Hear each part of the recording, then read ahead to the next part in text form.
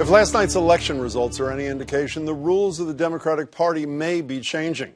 Gone appear to be the days when seniority ruled above all else, and a progressive voting record was enough to keep a person in office in blue places like Massachusetts. Last night, as you know, 20-year incumbent Congressman Michael Capuano, the 15th most liberal member of the House, according to VoteView.com, lost by a wide margin to Boston City Councilor Ayanna Pressley.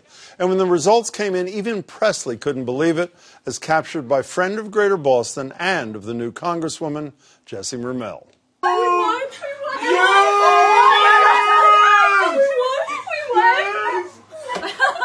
Short time later, Pressley took to the stage to speak directly to her soon-to-be constituents. Well, it seems like change is on the way.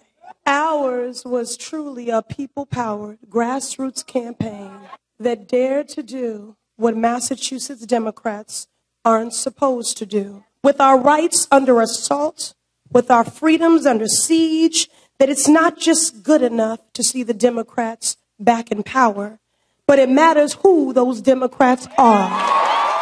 With her victory and no Republican challenger in the general election, Pressley will become the first black woman ever to represent the state of Massachusetts in Congress. So does this signal a progressive wave come November, or are all politics still local? Joining me to discuss are Jamarhl Crawford, community activist, editor of the Blackstonian. Good to see you. Joanna Weiss, editor of Experience Magazine at Northeastern University. Congratulations on that. Dante Ramos, of course, ideas editor at the Boston Globe. Dante, it's good to see you, too. Great to be here. Can we quickly go down the line? Why is Ayanna Pressley on her way to Washington, D.C., Jamarhl? I think she presented a clear difference and a bolder vision. You know, if people like the progressive idea, I think she was even more progressive. And I think her life experience also speaks to it. You know, let's not forget she topped the ticket on City Council numerous times. Very popular. How about you? I think crucially she was really able to bring new voters out for this election who didn't vote before, who weren't captured in polls over the course of the summer, and who, you know, particularly in the city of Boston, but I think also in, you know, in some of the other surrounding areas in the district, these were new voters to the process. What's her ticket? And why is she there? I think she had a great story. You can also tell from the sound of her voice, which was a little bit hoarse. She was out there.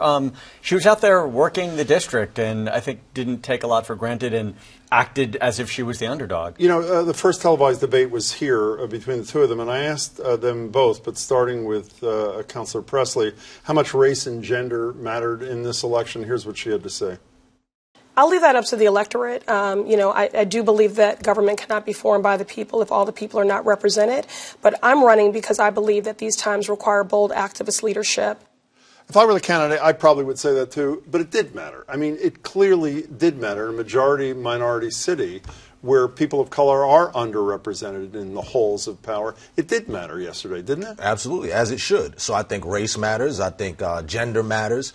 Also experience, competence, the ability to speak to other people's kind of life conditions. All those type of things matter. Relatability. So I think Ayanna won not just because of race and gender, but actually I think that those are pluses in the end. You know, and it didn't stop there. I have to say, I was stunned by a lot of what happened last night. I thought this would be a close race. I thought she could win. Never thought she'd win by almost 20 points. Jeff Sanchez, Ways and Means Chair, on his way potentially to being the first Latino Speaker of the House, if history is a guide.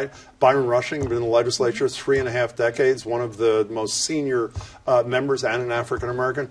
Both lost. Is this part of the same wave, or is every race a different thing? Yes and no. I mean, every race is different, but yes, there is a moment right now, and I think it's partly, you know, driven by what happened in 2016, where there are people who are newly engaged in the process, who are looking for energizing new voices and a different approach to the same politics, which is something that Ayanna Pressley really pushed for. I mean, Mike Capuano talked about his progressive voting record, which is true. He talked about his experience in the office, which is true. He talked about the closeness to the levers of power that he would have if the Democrats take the majority.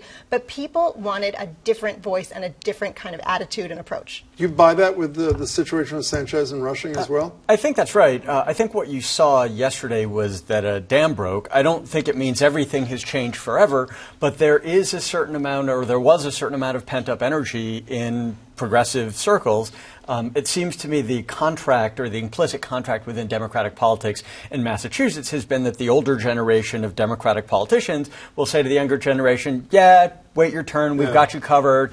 And I think people 2 years ago woke up and realized, well, Donald Trump is president. The legislature is not doing things that, at least for for the progressives, that they feel like is a high priority. So I think they decided to take matters in their own hands. But they didn't take matters in their own hand in places like Springfield, where Richie Neal had an insurgent candidacy against them, and he is on his way, if the Democrats take over, to be the second most powerful Democrat chair of the Ways and Means Committee. In another part of Boston, Brianna Wu ran against, pretty high-profile person, ran against Steve Lynch. Steve Lynch crushed her in the election, which leads me, the question is it a moment or a movement kind of deal? And I don't know what the answer is when it's sort of a split decision. Well, you still need to run a good campaign, and you still need to have a compelling message and be a compelling, charismatic figure. And I think Ayanna Pressley had all of those things put together. Brianna Wu, yes, she had a high profile in some circles, but she did not have the campaign apparatus behind her, and she didn't have a compelling message, and that's what Ayanna Pressley really was able to leverage. So is this a progressive wave? I mean, on one hand, you say Ocasio-Cortez. Everybody was trying to say, well, Crowley didn't really campaign. He was condescending. He sent an aide to debate her, and that's there. Oh, well, Ayanna Pressley, that's aberrational because it's Boston. But on that side of things, Conor Lamb is a moderate guy who won in Pennsylvania. Doug Jones is no radical who beat Roy Moore in Alabama. So is it fair to say that we're seeing the beginnings of a progressive wave? Or is, as I said at the beginning, is all politics local? Yeah, in some cases. I mean, so for instance, Galvin and Zakem. I thought Zakem would fare a lot better as well. Don't you think the not voting thing in those ads really croaked Zakem to a degree? It was the chief election officer for a state. Yes, it could have. It was a contentious race, and also too, there's a fair amount of disdain for Boston city councilors as well that I think didn't bode well across the state. There's one who did pretty well yesterday, though. Yeah, absolutely. And once again, so you can't really do a thing. But I think that this whole election cycle too brings up another case of changing the entire parameters, which is ranked choice voting. I think that a lot of these contests, for instance, the DA race, which Rachel Rollins emerged victorious, and another stunner. I think people thought it was going to be close. No one anticipated that she would beat Henning as badly as she did. But I think the ranked choice voting presents a time for voters to actually be able to list who they like in their preference. Did you guys read the piece in the New York Times today? This is not the title, but essentially the op-ed writers, the most significant political shift is not the Trumpian thing, but the rise of black progressives, talking about Pressley, talking about Gillum in Florida, the governor's race, talking about Stacey Abrams in Georgia, Ben Jealous in Maryland. Do you buy that we're seeing this kind of thing, pretty high-profile races across the board, and not centrist African-American candidates at all, single payer, et cetera, et cetera. You buy that theory? Yeah, I think so. I mean, there had been, especially down south, there had been an expectation that when African-American candidates run for statewide office or major offices, they can't win. And people accepted that. And I think, now you're seeing the most reliable, most active Democratic constituency realizing that, centrist politics didn't really work for Hillary Clinton. And so maybe, they feel like it's licensed to try a different approach. Sort of ironic. Ayanna Pressley endorsed Hillary Clinton, the more establishment candidate in that race, and survived. So newspaper editorials, I am one who have suggested no one cares anymore. You endorsed her. I assume you don't endorse. You endorsed her at the Boston Globe. I think it did have some impact here. Do you? I mean, it's a little self-serving. Particularly in the DA race. You do? Absolutely. Yeah, well, because there were so many candidates, I assume, too. I mean, is this sort of a Phoenix-like rise of... Well, you're the objective one. I'm since the you used to work one. at the Globe, but you didn't have anything to do with the editorials. I had nothing to do with this. So what do you think? I think it's a signal of someone's seriousness if a newspaper is willing to, if you understand the process and the newspaper goes through the motions and really, interviews and considers all of the candidacies and really comes up with a conclusion. In this particular, in the Pressley Capuano race, I'm not sure in that case it made so much of a difference because this really was a race that dealt with grassroots sentiment and sort of street work and on the ground campaigning. I only have 30 seconds left, so we've got to go quickly down the line. what's this going to mean in Congress? Is this just going to be a voice for change, or will it be a voice for changed outcomes going this way?